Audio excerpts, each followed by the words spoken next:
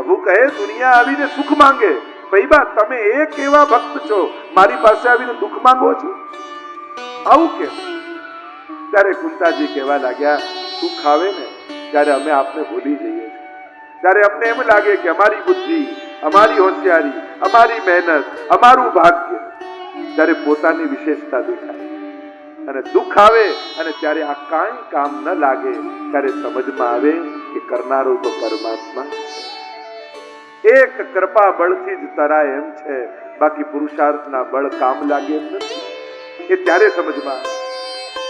જો ગમે તેટલો સારો પતંગ હોય, મોટું ધાબુ હોય, સારી દોરી હોય, પણ પવન ન હોય તો પતંગ ચડે? આ પવન છે ને એ ભગવાનની કૃપા છે. પતંગ આપણા પુરુષાર્થ છે, એ પણ પવન વગર તો નબળા જ રહે છે. અને એટલા માટે જ્યારે કૃપાનો પવન ફૂંકાય ને ત્યારે આપણા જેવા ફાટેલા પતંગો આકાશમાં ઊંચા ચડી જતા હોય છે. જેનામાં કાંઈ ન હોય, ચડવાના કોઈ લક્ષણ ન હોય, પણ પવન સારો હોય ત્યારે એ આકાશમાં ચડી જાય. પ્રભુ આ આપની કૃપા. દુઃખ માંગુ છું એટલા માટે કે સુખ આવે ને ત્યારે લૌકિક વધી જતું હોય, અનેક પ્રકારથી લૌકિક વધી જાય. દૂર દૂરના સગા હોય પણ અમારા તો બહુ નજીકના સગા. લૌકિક વધે, સંસાર વધે. દુઃખ એટલા માટે માંગુ છું કે સંસારને છોડવાની તાકાત મારામાં નથી, અને સુખ આવશે તો વધશે. દુઃખ એટલા માટે માંગુ છું અને દુઃખ આવશે ને તો મારે સંસાર નહીં છોડવું પડે, સંસાર જ મને છોડીને જતો રહેશે. એટલે મારે છોડવાની ચિંતા નહીં રહે. પ્રભુ, દરેક સ્ત્રી બે જગ્યાએ બંધાયેલી હોય, એક પતિ પક્ષમાં, બીજું પિતા પક્ષમાં. હું 3 જગ્યાએ બંધાયેલી છું. પાંડુ શું, વૃષ્ટિ શું. પતિ પક્ષ, પિતા પક્ષ, અને મારું ત્રીજું બંધન એ પરમેશ્વરનો પક્ષ છે. ત્રીજું બંધન મારું આપની સાથે. પ્રભુ એક કામ કરો, બંને હાથમાં ખુલ્લા ખડગ લઈ લો અને મારા બંને લૌકિક સંબંધો કાપી નાખો, જેથી મારું કેવલ બ્રહ્મ સંબંધ રહી જાય, બીજા કોઈ સંબંધ ન રહે. કારણ જીવનની યાત્રામાં આ બધા સંસારીઓને મેં જોઈ લીધા છે, ઘણા અનુભવો લીધા છે. આપણી તકલીફે સંસાર વારે ઘડીએ આપણો ભરોસો તોડે, છતાંય સંસાર પરથી ભરોસો છે, અને ભગવાન દરેક ઘટનાઓમાં ભરોસો રાખે, છતાંય ભગવાન પર ભરોસો બેસે. પ્રભુ કહે તારા પ્રતિપલ હું તારી સાથે છું, તારી જોડે છું, પણ છતાંય આપણને શંકા રહ્યા કરે. આપણે તો દરેક વખતે ભગવાનની પરીક્ષા કરીએ. જો ભગવાન તું હોય તો આ કરીએ, જો ભગવાન તું હોય તો આ કામ કરીએ. આપણે ભગવાન કહે મારે હંમેશા બતાવવાનું કે હું છું? પ્રતિપલ એની પરીક્ષા કરીએ. જેની પ્રતીક્ષા કરવી જોઈએ એની પરીક્ષા કરવામાં આપણે બેઠા. પણ હા પ્રભુ, તું કરુણામય છો. અમે તો આપને શ્રમ જ આપ્યો છે, પણ આપે સદાય સહાય કરી. આપના જેવું બીજું કોણ દુનિયામાં? દુનિયાના લોકો તો ગણી ગણીને ઉભા રહે, આપ તો ગણી પ્રાકૃતા સકલા દેવા ગણિતાનંદકમ બૃહદ और પૂર્ણાનંદો હરિસ્તસ્માત કૃષ્ણેવ ગતિર્મમ. પૂર્ણાનંદ રૂપ તો આપ છો. તો તે ઘડી પણ પ્રભુ કહેવા લાગ્યા કે હવે આટલા સમયથી હું હસ્તિનાપુર છું, હવે દ્વારિકા વાસીઓ મારી પ્રતીક્ષા કરતા હશે, મારે હવે જાવું છે. બધા જ રોકે છે પ્રભુને કે પ્રભુ પછી શું કામનું, આપ જતા રહો. પ્રભુ કહે આટલા સમયથી હું અહીંયા છું, દ્વારિકામાં બધા મારી પ્રતીક્ષા કરતા હશે, હવે હું જાઉં. દારૂ કે રથને તૈયાર કર્યો. પ્રભુ રથ ઉપર સવાર થયા અને જ્યાં રથની લગામ ખેંચવા જાય સારથી, એટલામાં તો એક દૂત દોડતો દોડતો દોડતો દોડતો આવ્યો. પ્રભુ ઉભા રહો, ઉભા રહો, ઉભા રહો. પ્રભુ થંભી ગયા. શું છે પ્રભુ? આપે કોઈને વચન આપ્યું છે અને વચન નિભાવ્યા વગર આપ જઈ ન શકો. અને પ્રભુને કંઈક યાદ આવ્યું ને રથ પરથી નીચે ઉતરી. એવી કથા કહેવાય છે કે જ્યારે ભીષ્મજીને પાસે આવ્યો દુર્યોધન ને કહેવા લાગ્યો કે આ યુદ્ધ બરાબર લડતા નથી, આટલા કૌરવ મર્યા ને એકે પાંડવ નથી મર્યો. ભીષ્મજીએ કહ્યું કે કાલે હું અર્જુન સામે ભયંકર યુદ્ધ કરીશ, અને બ્રહ્મ મુહૂર્ત સમયે તારી પત્નીને મોકલજે, હું એને અખંડ સૌભાગ્યવતીના આશીર્વાદ આપીશ દુર્યોધન, પછી તારો કોઈ વાળે વાંકો નહીં કરી શકે. પ્રભુ જાણી ગયા. દ્રૌપદીને જગાડી બ્રહ્મ મુહૂર્તમાં. પ્રસિદ્ધ કથા છે, વિસ્તાર નથી કરતો. અને દ્રૌપદીને લઈને ઉતાવળા લઈ ગયા ભીષ્મજીની છાવણીની આગળ. દ્રૌપદીને કહ્યું કે અંદર જા, પગે લાગજે, જે આપે એ લઈને આવી જશે, પણ બોલતી નહીં. દ્રૌપદી અંદર ગઈ. ધ્યાનમાં બેઠા છે ભીષ્મજી. ચરણોનો સ્પર્શ કર્યો દ્રૌપદીએ અને ભીષ્મજીને કહ્યું કે દુર્યોધનની પત્ની છે. બે હાથ ઊંચા કરીને આશીર્વાદ આપતા કહ્યું, અખંડ સૌભાગ્યવતી ભવ. અરે દ્રૌપદીના તો આનંદનો પાર ન રહ્યો. અરે દાદાજી આપે આશીર્વાદ આપી દીધા, હવે એકે પાંડવને આપ મારી ના શકો. અને ભીષ્મજીની આંખ ખોલી. અરે દ્રૌપદી તું અહીંયા ક્યાં છે? દ્રૌપદીને યાદ આવ્યું કે પ્રભુએ તો ના પાડી હતી. ભીષ્મજીએ પૂછ્યું કે તને અહીંયા લાવ્યું કોણ, મને એ બતા. ગભરાઈ દ્રૌપદીને વિચાર કરતા કરતા કહેવા લાગી કે મારી સખી મારી જોડે આવી. ભીષ્મજીએ કહ્યું કે મારે તારી સખીને જોવી છે. અને પ્રભુએ કાળી કામડી કાઢી અને માથે ઘૂંઘટો તાણી લીધો. ભીષ્મજી આવ્યા બહાર દ્રૌપદીને લઈ. ઘૂંઘટો તાણીને પ્રભુ ઊભા છે. અને ભીષ્મજીએ જ્યાં કાળી કામડી ઊંચી કરી, બોલો દ્વારિકાધીશ, હૃદય ભરાઈ આવ્યું ભીષ્મજી. પ્રભુ આપ ભક્તોનો આવો પક્ષપાત કરો, ભક્તોની રક્ષા માટે આવા ખેલ કરો છો. પ્રભુ આજે જે રીતે આપે મને દર્શન આપ્યા, વચન આપો, મારા જયારે જીવનનો અંત સમય હોય, અંતિમ ઘડી હોય, ત્યારે આ જ રીતે મુખારવિંદના દર્શન આપો. અને પ્રભુએ વચન આપ્યું કે હા દાદાજી, છેલ્લી ઘડી બગડવા નહીં દઉં, સામે આવીને ઉભો રહી જાય. અને એ વચન યાદ આવ્યું પરમાત્માને. કુરુક્ષેત્રના મેદાનમાં બાણ સૈયા ઉપર સૂતા છે ભીષ્મજી. આખું શરીર બાણોથી વિંધાયેલું.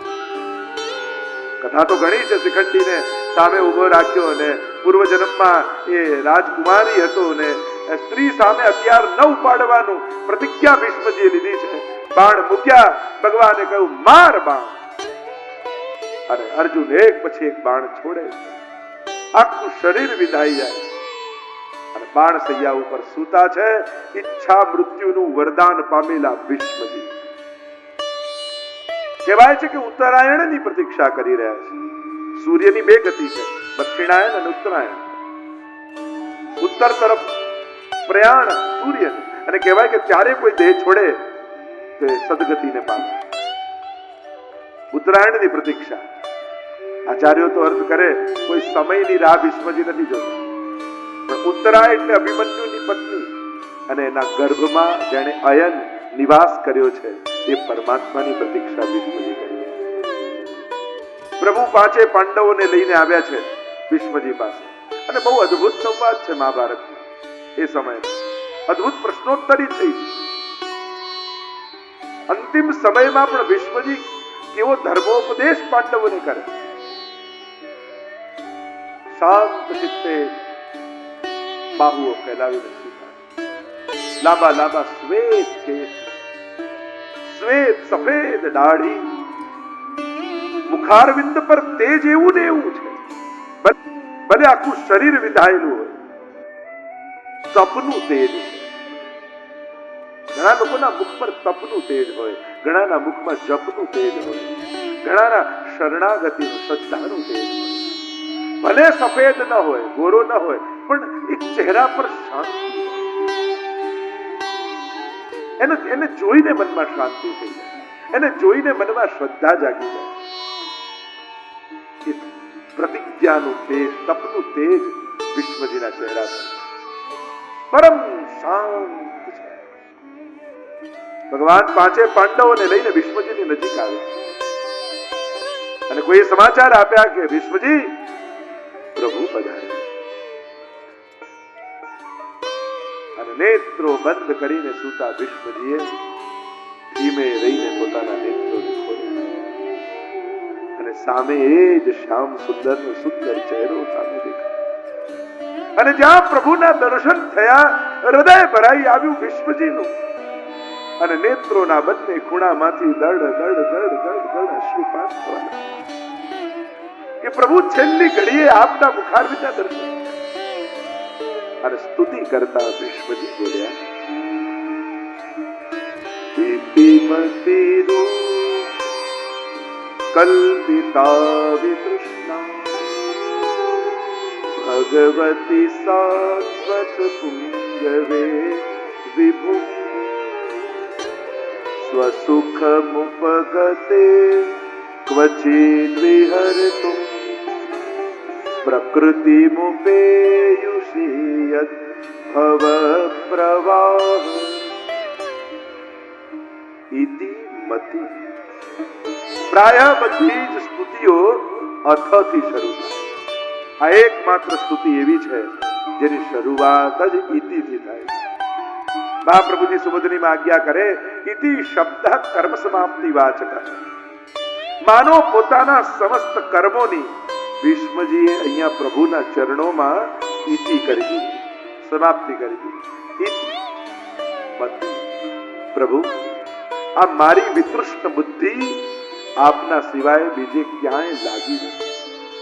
મેં બચાવીને આપના માટે રાખી છે અને આજે છેલ્લી ઘડીએ મને ભરોસો હતો કે આપ દર્શન આપવા પધારશો, એટલે આપના માટે મેં આ વિતૃષ્ણ બુદ્ધિની ભેટ બચાવીને રાખી. પ્રભુ કહે, દાદાજી ખોટું ન બોલો. બુદ્ધિ મારામાં હોત તો તમે પાંડવોના પક્ષમાં હોત, કૌરવોના પક્ષમાં ન ઉભા હોત. અરે બુદ્ધિ આપનામાંથી એટલે તો સામે પક્ષે રહ્યો, કારણ કે પાંડવોના પક્ષે રહ્યો હોત તો યુદ્ધના મેદાનમાં વળી વળીને આપને જોવા સંભવ નહોતા. સામે પક્ષે એટલા માટે રહ્યો કે સીધા આપના દર્શન થતા. મારી બુદ્ધિ આપનામાંથી અને આપને જોયા વગર એક ક્ષણ ન રહી શકે, એટલે સામે પક્ષે. પ્રભુ, આપનાથી સુંદર આ વિશ્વમાં બીજું કોણ? વિચાર કરો, અંતિમ ઘડીએ બાણ સૈયા પર સૂતા સૂતા પણ જે પ્રભુના સૌંદર્યના ગુણગાન કરી શકે એ જ પ્રભુનો સાચો ભક્ત કહી શકાય. એની જ મતિ ભગવાનમાં છે એમ કહી શકાય. ત્રિભુવન કમલમ અમાલ વર્ણમ રવિ કર ગૌરવરાંબરમ દધાને વપુરલક કુલા વૃતાનનાજમ વિજય સખે રતિરસ તુમે નવદ્યા. ત્રિભુવનમાં કોઈ કમનીય હોય, સુંદર હોય તો એ આપ છો. ત્રિભુવન કમનમ તમાલ વર્ણમ. તમાલ વૃક્ષની જેમ આપ પરોપકારી છો. मनरे तू वृक्षन को मत ले, काटे ता पर क्रोध नहीं, सींचे ता नहीं स्नेह, और जाता पर पत्थर फेंके ताही को फल दे.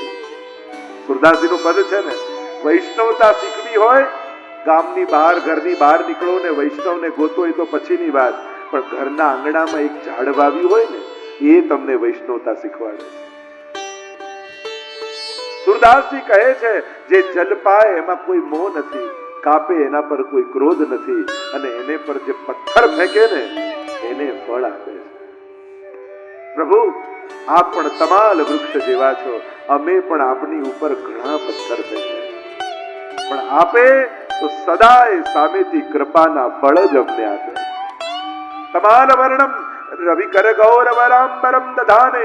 સૂરજના કિરણો જેવું પીળું પીતાંબર આપે પહેર્યું. બાણ સૈયા પર સૂતા સૂતા પણ મુખારવિંદના, કેશના, વસ્ત્રના આના ગુણગાન કરી રહ્યા. વિચાર તો કર, આ ઇતિ મતિ ભગવાનમાં છે, એટલે લૌકિક દુઃખ પણ દુઃખ નથી લાગતું, શરીરનું દુઃખ પણ દુઃખ નથી લાગતું. એ તો પ્રભુના સૌંદર્યને માણી રહ્યા છે. આપે સૂર્યના કિરણો જેવું પીળું પીતાંબર પહેર્યું. ત્યાં વેણુ ગીતમાં બરહા પીડમ નટવર વપુ કર્ણયો કર્ણિકારમ બિભ્રદ્વાસ કનક કપીશમ. સોના જેવું પીળું, માયારૂપ છે, ઢાંકવાનું છે શ્રીઅંગ, અને અહીંયા તો દર્શન આપવાના છે. અને અંધારું હોય, સૂરજના કિરણો નીકળે, ન દેખાતી વસ્તુ પણ દેખાવા લાગે, એટલે પ્રભુ સૂરજના કિરણો જેવું પીળું પીતાંબર પહેરીને આવે. રવિ કર ગૌરવરાંબરમ દધાને. વપુરલક કુલાવૃતાનનાભ્યમ. એ વાંકડિયા કેસની લટો મુખ પર એવું આપનું મુખારવું. એવા હે પ્રભુ, વિજય સખે વિજયના સખા રતિરસ્તુ મે નવદ્યા. આપના ચરણોમાં મારી રતિ. ભીષ્મજી યાદ કરે છે કે પ્રભુ આપ કેવા કૃપાળુ. એક શ્લોક જુઓ. ભીષ્મજી 11 શ્લોકમાં અદ્ભુત સ્તુતિ કરી, અદ્ભુત ગુણગાન કર્યા. પ્રભુ આપે જ્યારે પ્રતિજ્ઞા લીધી દુર્યોધન અને આવ્યા આપની પાસે મદદ માંગવા માટે, ત્યારે કહ્યું કે હું યુદ્ધમાં રહીશ પણ હથિયાર હાથમાં નહીં. અને ભીષ્મજી કહે કે મેં પણ પ્રતિજ્ઞા લીધી કે યુદ્ધમાં આપના હાથમાં હથિયાર લેવડાય. સામે પક્ષે કૌરવો, આ પક્ષે પાંડવો. ભગવાન સારથી બનીને ઊભા છે અને એક પછી એક બાણ છોડવામાં આવે છે. પ્રભુની ચામડીઓ વિંધાય છે, કવચો વિંધાય છે, વસ્ત્રો ફાટે છે. યાદ કરે છે ભીષ્મ